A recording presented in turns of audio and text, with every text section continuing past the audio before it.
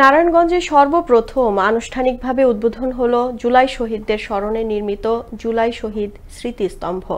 এ উপলক্ষে সোমবার বিকেলে নারায়ণগঞ্জে আসেন গুরুত্বপূর্ণ মন্ত্রণালয়গুলোর একাধিক উপদেষ্টা। আর এই উদ্বোধনকে ঘিরে সকল ধরনের প্রস্তুতি গ্রহণ করে জেলা প্রশাসন।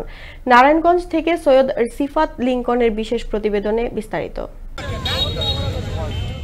নারায়ণগঞ্জ জেলা শহরে প্রথম নির্মিত হয়েছে জুলাই শহীদ স্মৃতিস্তম্ভ। শহরের হাজীগঞ্জ এলাকায় নির্মিত ওই স্মৃতিস্তম্ভে জুলাই বিপ্লবের স্লোগানকে ভিত্তি করে সাজানো হবে এই স্তম্ভের প্রতিকৃতি। এতে করে নিজেদের গর্বিত ও আনন্দিত বলে অনুভূতি জানিয়েছেন বৈষম্যবিরোধী আন্দোলনের সম্মুখ যোদ্ধা এবং স্থানীয়রা। জুলাই আগস্টে যতগুলো রক্ত, যতগুলো জীবন ত্যাগের গল্প, সেই জীবন ত্যাগের স্মৃতিটা এই জায়গাটা ধারণ করবে।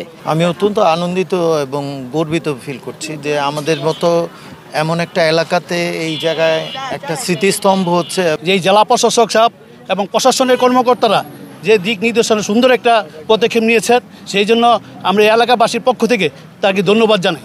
1 একর 44% জমিতে নির্মিত স্তম্ভকে পরিপূর্ণ রূপ দিতে চলছে পুরোদমে কাজ। ইতোমধ্যেই 90% কাজ সম্পন্ন হয়েছে, চলছে শেষ সময়ের প্রস্তুতি। তবে স্মৃতিস্তম্ভের প্রাঙ্গণে বিনোদন ও পর্যটন কেন্দ্র হিসেবেও ভূমিকা রাখবে বলে জানিয়েছেন এই কর্মকর্তা।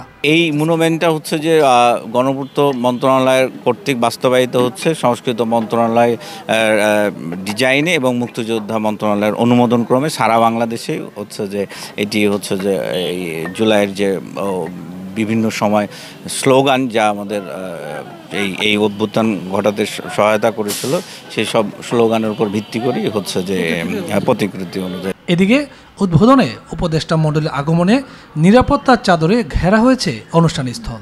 থাকছে সাদা পোশাকেও আইনশৃঙ্খলা বাহিনীর সদস্যরা, জানালেন পুলিশ সুপার।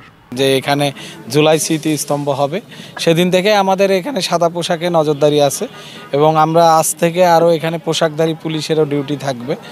অন্যদিকে অনুষ্ঠানস্থল পরিদর্শন করে নারায়ণগঞ্জে জুলাই শহীদ স্মৃতিস্তম্ভের প্রধান উদ্যোক্তা ও মানবিক ডিসি হিসেবে পরিচিত মোহাম্মদ জাহিদুল ইসলাম মিয়া বলেছেন, দিনটিকে ঘিরে আমরা সকলেই ইতিহাসের সাক্ষী হয়ে রইলাম। এটিই হবে বাংলাদেশের প্রথম জুলাই শহীদ স্মৃতিস্তম্ভ।